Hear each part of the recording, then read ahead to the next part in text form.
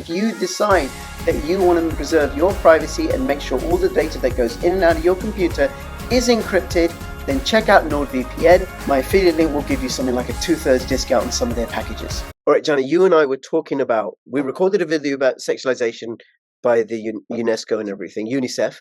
And then you and I, you were talking about what's happening in island schools and how they're changing the curriculum in high schools.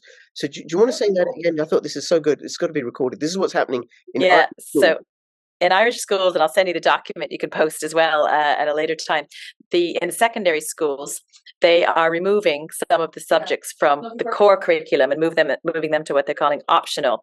And what they're moving out is science, geography, business studies, home economics, and a couple languages. I can't remember if it's French, German, or what the languages are, but they're moving them out to optional. So one of my good friends, Lisa, who does amazing work on the Natural Women's Council, has a daughter in secondary school, and every girl in that class is fighting to be taught science. They want to be taught science.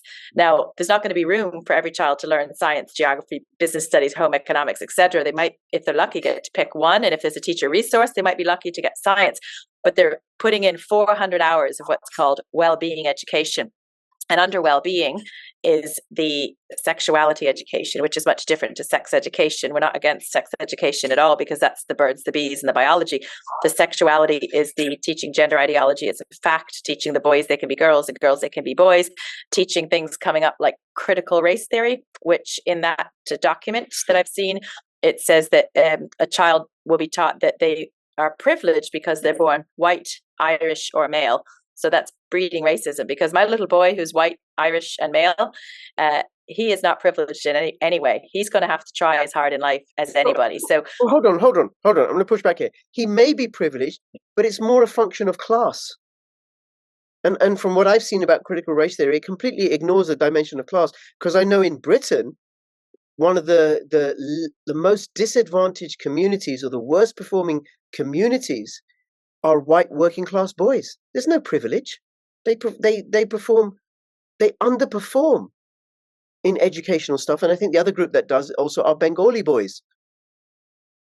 Yeah. And nobody should feel privileged or supreme or guilty for the color of the skin, their nationality, their religion, their whether they're male or female, whether they're gay or straight, whether they're tall or short or skinny or fat. It doesn't matter. Everyone who comes out of that mummy's womb has the same shot in life to be successful as the next person. Now, you are going to have some anomalies, like, do they have supportive parents? Do they sit on the screens and play video games all day, or do they actually read and do educational things and all those nuances? But it doesn't have to do with their skin color or their nationality. So they're replacing those core subjects with well-being. So the LGBTQI, BLM, Black Lives Matter, is in the school curriculum here under the political studies in Ireland. Climate, the climate alarmism. Yes. What else? Critical race theory.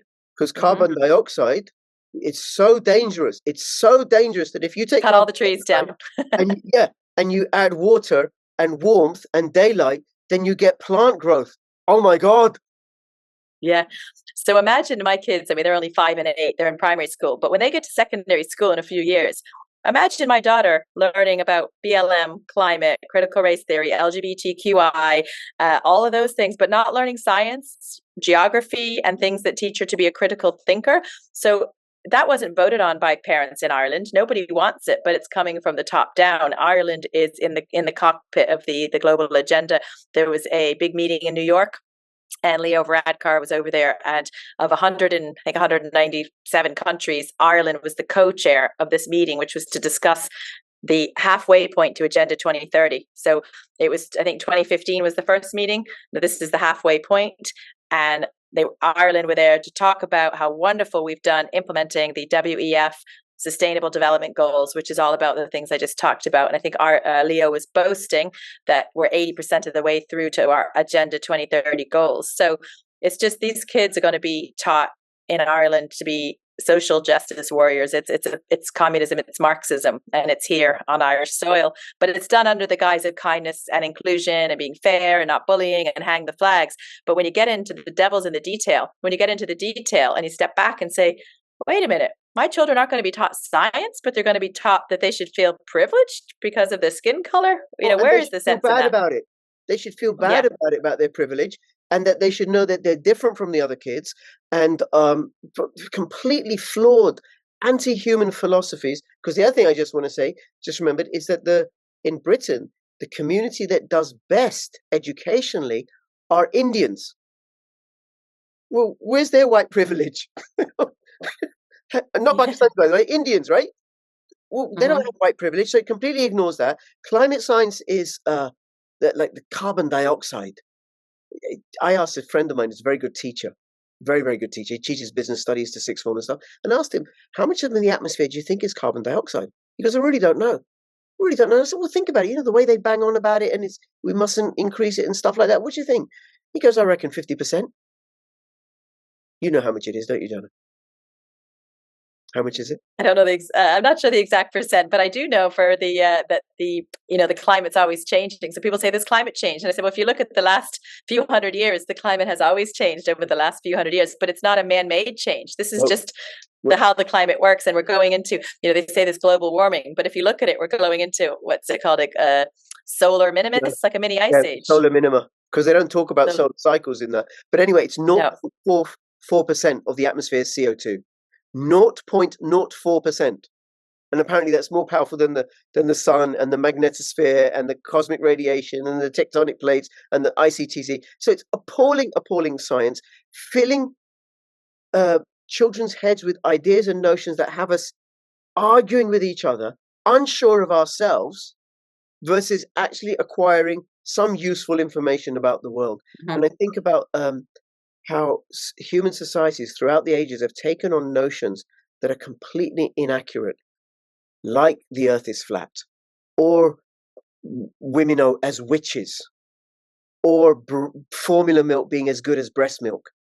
And I would say, or schooling even, and we've ordered society around that. And here we go, doing it again, because people aren't questioning. They're not. And it's normalizing it. The strangest thing is, I think it was Sunday night, just a few days ago, RTE, which is our national broadcaster, which is really just an arm of the government propaganda. They have no credibility left in the public. But RTE announced on Sunday night that there's a storm warning going on, and I think it was yellow, and then it went to orange, and then it went to red. And on the RTE news, it said schools will be closed until 10 o'clock. Now, the Department of Education and the schools hadn't even been consulted or advised. So we got a message from our school to say, we're waiting for a direction from the Department of Education. But RTE, the government propaganda machine, said schools will be closed due to this storm.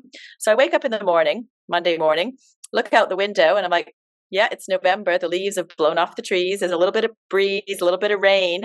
My wheelie bin hadn't even tipped over. We had a power cut because, of course, the power cuts can be done with the click of a switch, Then it was school's going to start at 11. Then it was, can't go to school at all. So the kids were off school all day Monday because of a little wind and rain.